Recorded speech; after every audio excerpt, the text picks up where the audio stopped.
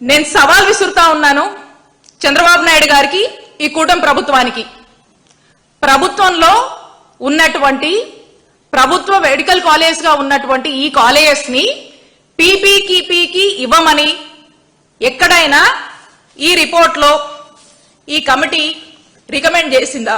దీనికి చర్చకు నేను సిద్ధం, మా వైఎస్ఆర్ కాంగ్రెస్ పార్టీ సిద్ధం. మీరు సిద్ధమేనా?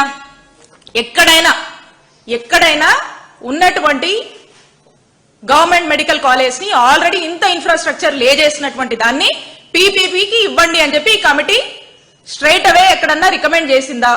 చేస్తే చెప్పండి, మేము చర్చకు సిద్ధం. మీరు సిద్ధమా?